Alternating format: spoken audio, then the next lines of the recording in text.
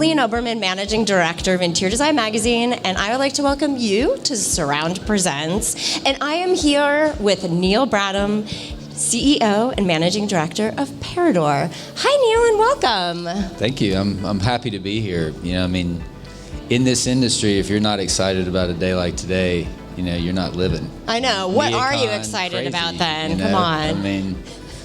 Well, before we get started, I do have a few people I like to thank first. And, we have some amazing partners. So we are recording today's episode in our NeoCon podcast lounge. And we have to thank, of course, our great friend and partner Material Bank. And we're right here in Chicago in the Merchandise Mart. And, of course, we also have to thank, we're in some comfy chairs from Stylex and Hog.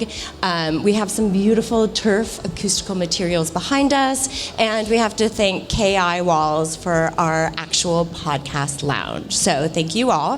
But, it's the first day of NeoCon. It's Monday morning, and you can really, I can hear it from right here, the buzz and excitement of the show. But Neel, how are you feeling? Because, of course, you have some excitement because this marks the official, debut of Parador here in the United States. It really does. Very exciting day for us, and we have some of our team here. Right? So we have our head of design is here, our CMO out of London, she's come over, and we're really building our team here and very excited about what we're trying to do in the United States. Parador, we're coming up on about 50 years of our company and a long legacy of product into the European market.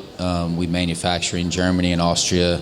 We have Bosnia, where we do a lot of our hand stuff, and then Asia as well. And we have sort of not really tried to get in the U.S. as a brand. And, you're talking about the largest market in the world, arguably, but also one of the great brand markets of the world. And I think Parador as a brand, we like to take it to the street, and kind of show the consumer, whether it's a professional designer, be it residential or commercial, sort of what our brand can do. And the United States is such a great opportunity for us to come in and do that. Well, I hear Parador knocking, and here you are in the U.S. But I think there's some people out there are like, who's Parador? What is Parador? So I know you're going to really offer us today sort of that insider knowledge about this leading international design brand and how you're integrating both beautiful design, functionality, and creating real solutions for the A&D community. And of course, how are you creating those,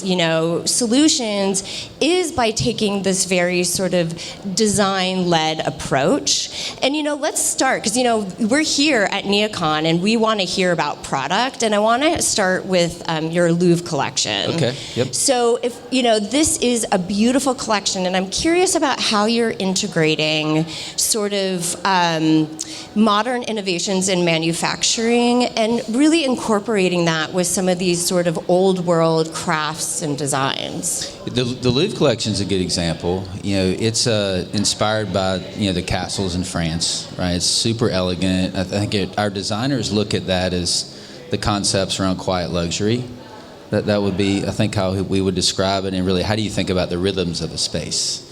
And it has multiple size, big Versailles panels, chambord, long 10-foot planks, herringbone chevrons, really interesting natural type coloring as well to it. And you can design your space, based on how you want the movement to happen within it. And it's really holistic design. I think that's really something that I'm really very proud about what Parador has been able to do over the many years. I came into this opportunity through a executive type search firm, right? I didn't know the brand, and that was, as I looked at it, I'm not sure who Parador is. A lot of hubris out of me, right, that I should know everybody. But I had worked around the European theater quite a bit, and when I started to investigate it, the two main things that people talked about was the brand was known for design, and it was known for product performance.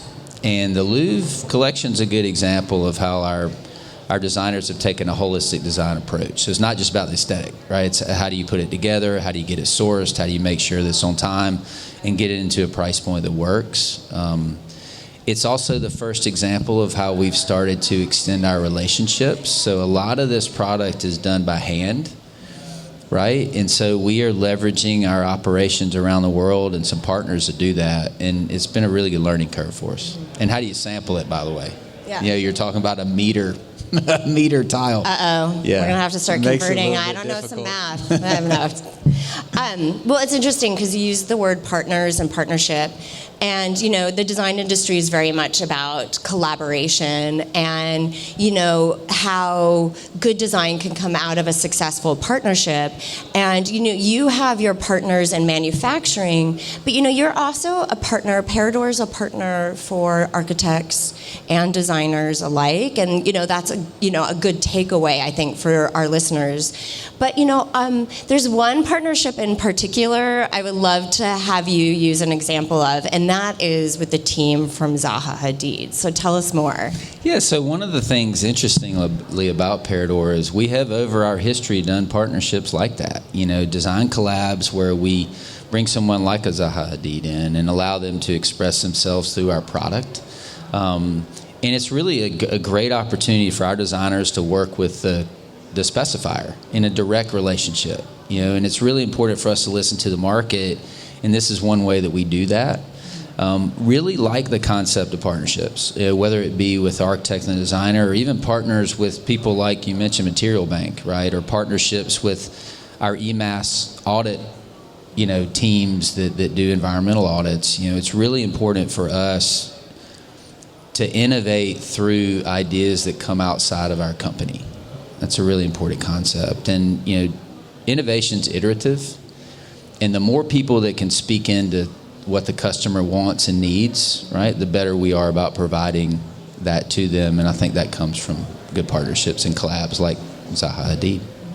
So I want to talk about innovation. So as you mentioned earlier, you know, Parador has been around for almost 50 years. You have a big anniversary coming up soon, which is very exciting. But innovation, you know, something that maybe we haven't really called out yet, but, you know, Parador is a German brand. That's, you know, the roots of the company. And, you know, how have you been for the last 50 years taking sort of what we all think of, you know, the German innovation, precision, engineering, and apply that to flooring? Really iteratively. Yeah, Parador was interesting. It started out mainly as a veneer type company, right, and doing furniture. So craft and handcrafted and craftsmanship's always been around the brand, right? And it got into the flooring game pretty early when laminate started to be something very popular in Europe as a product in the home, and really took it into its next levels. We were doing a non-vinyl resilient product back in 2017, which is really spectacular, right? If you've been around the commercial space, to hear that Parador was in that market so early, and a lot of that was about what's the consumer asking for, and they were looking for an environmental product, right?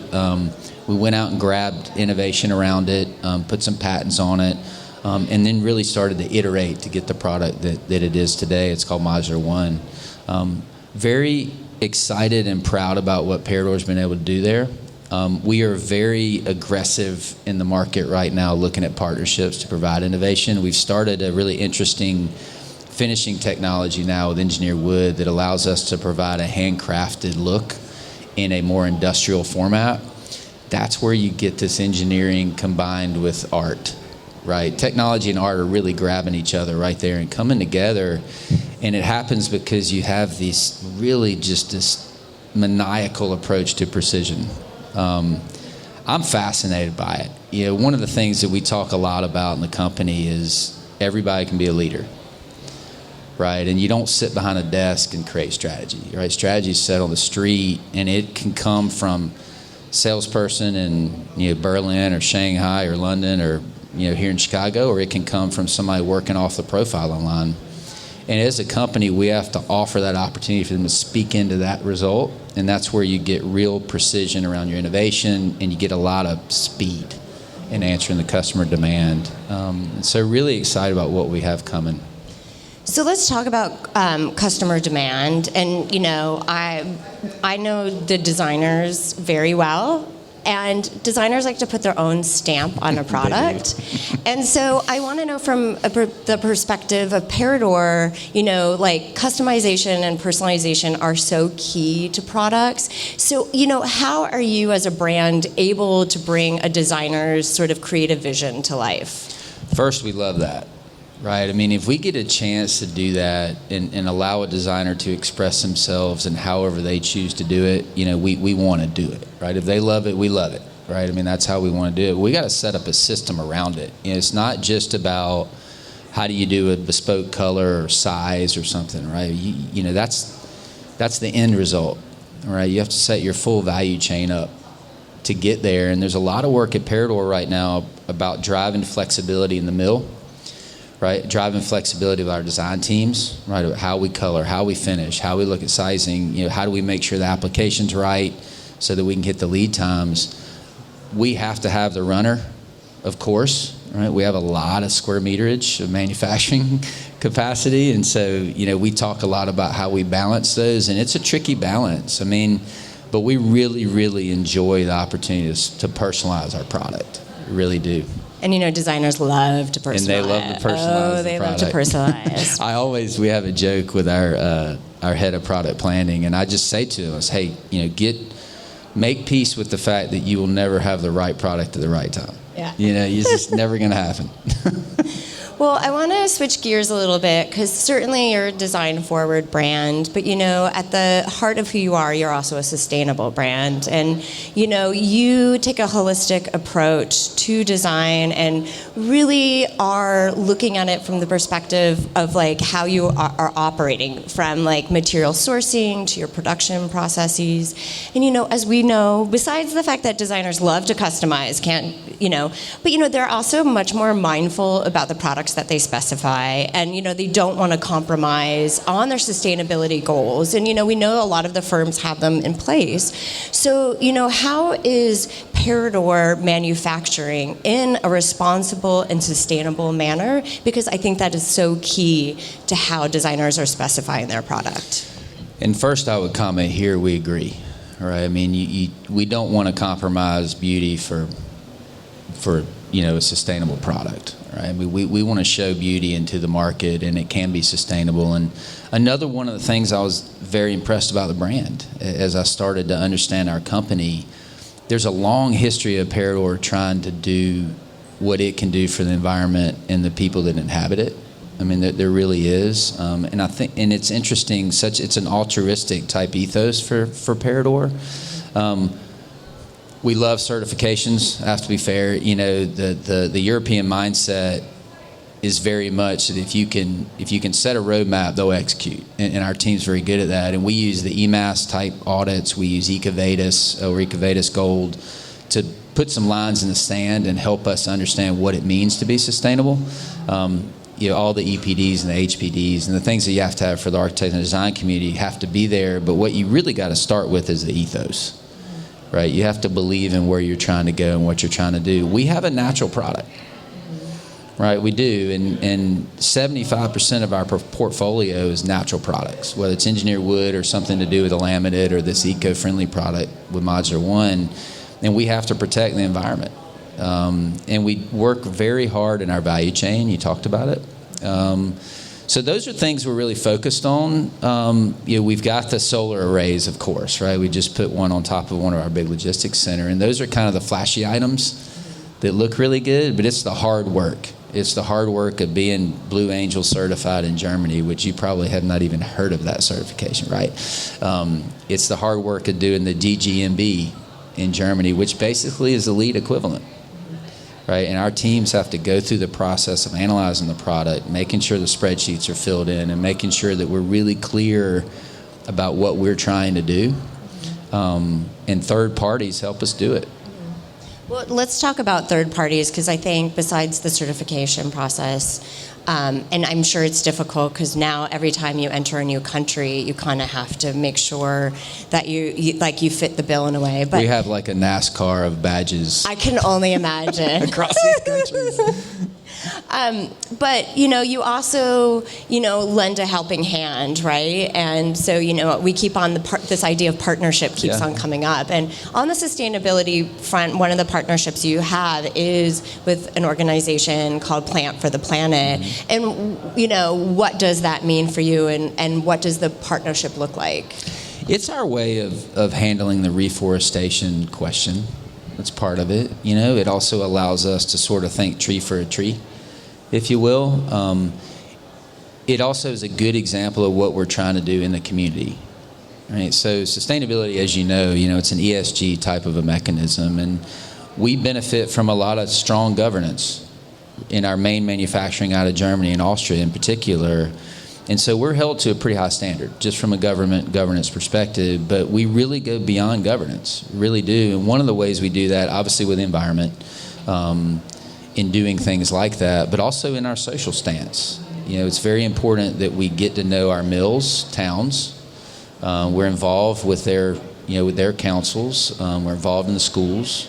I learned a lot of this from being able to watch a great leader in our industry by the name of Ray Anderson, which I think a lot of people have probably heard of, and Dan Hendricks, who came after Ray, and got to see sort of what does it mean for a brand to really go into the community, understand what they're trying to do around the environment and the people in that community, and really invest in it.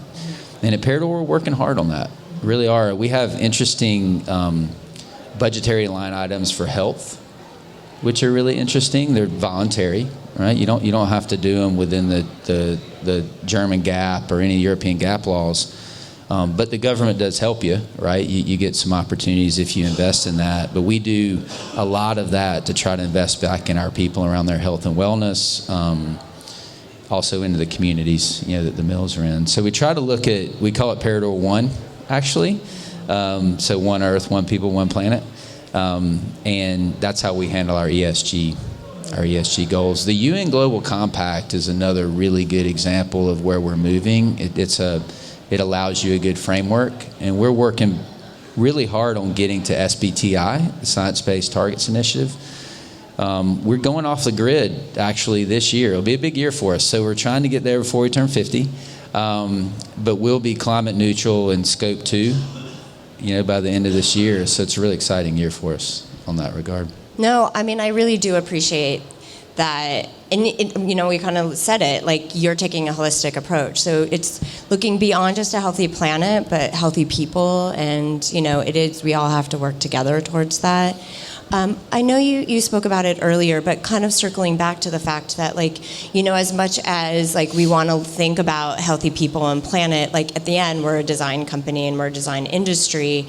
And you did speak about your modular one, but, how is it, first of all, what was the impetus for it to come about, and why is it so important? Because it is both a beautiful and eco-conscious product. Started from the consumer, actually, and Parador was very heavy into the consumer. We're an omni-channel business across Europe, so we do a lot of residential and high-end we do DIY residential, high-end resi, commercial, all the different segments within the commercial segment around Europe. But this came from the consumer, right? And it came from mainly, what we would call the DACH region, so that's Germany, Austria, Switzerland.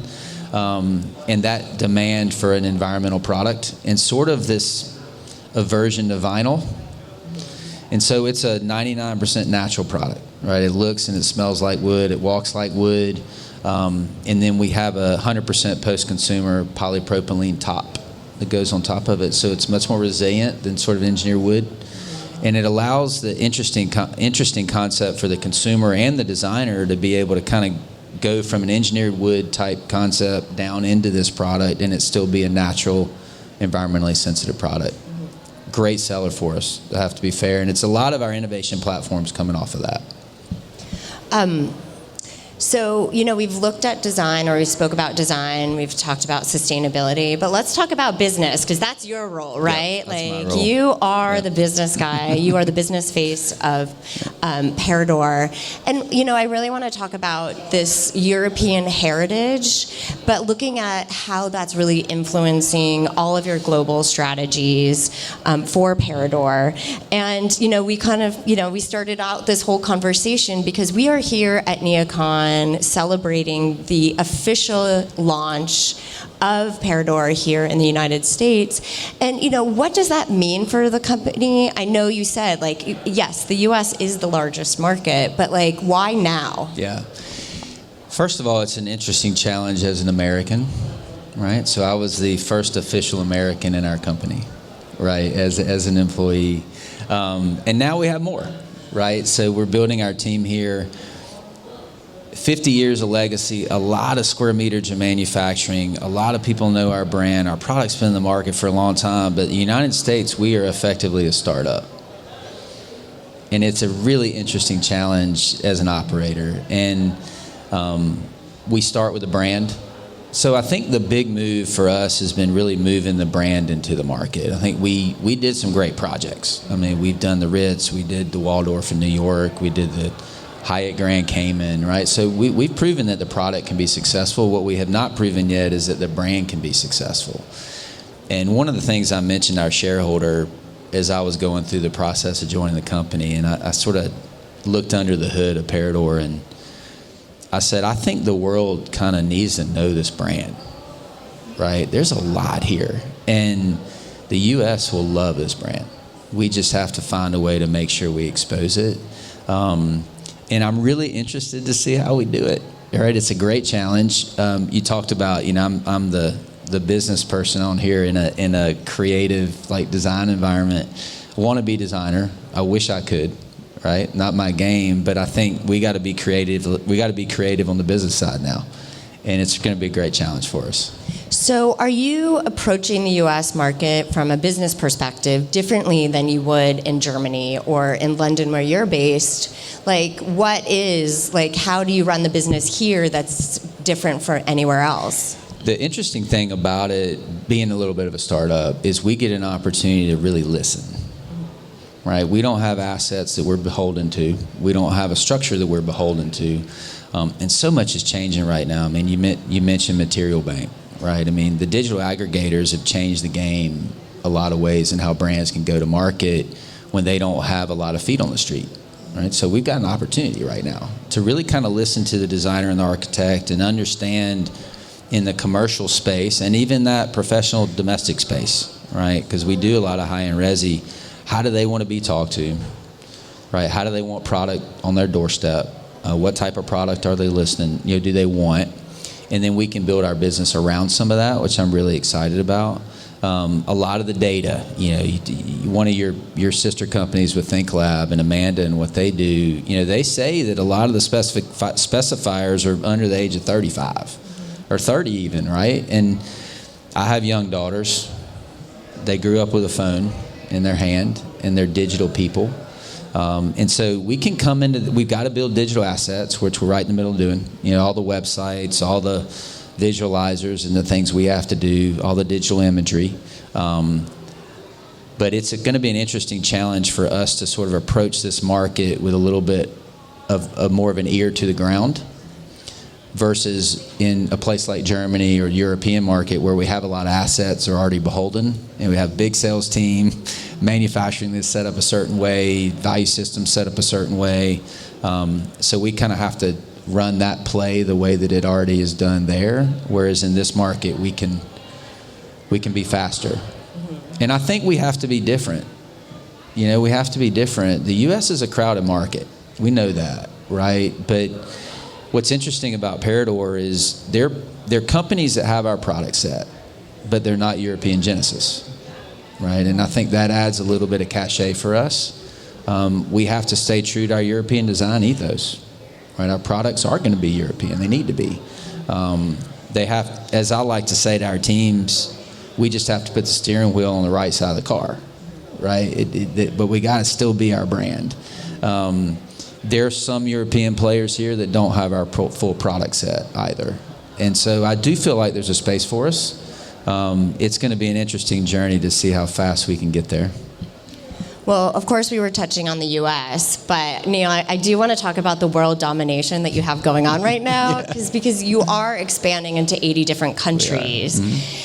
And with that kind of growth, how are you really able to sort of tackle the very specific local needs of designers in each of those different countries? But exactly to the point you just made, how do you stay true to like your brand integrity? Like, you know, that seems like a difficult challenge you have to overcome. First, you do start with a brand. Right, so you really kind of have to make sure you're really clear as a company about what you stand for. You know, design, sustainability, innovation, product precision. That's sort of us. When you grab partners in these other markets you're expanding into, they have to match your ethos. You know, we're not going to bring in somebody into our ecosystem that doesn't match us, because that will be dilution to them or us. You mentioned the expansion. Last year was a heck of a year. We stood up a company in Hong Kong. We stood up one in the United Arab Emirates in Dubai. We stood up the United States. Launched manufacturing in Asia for Asia. And it was a big year on the global market, you know. And the U.S. is our focus this year. I anticipate it to be the same big year. It's a big balance, though. You know, it really is. And we like to say local for local, right? We know the designer in Berlin and Shanghai and London and Chicago, as we are here, will interpret our product differently.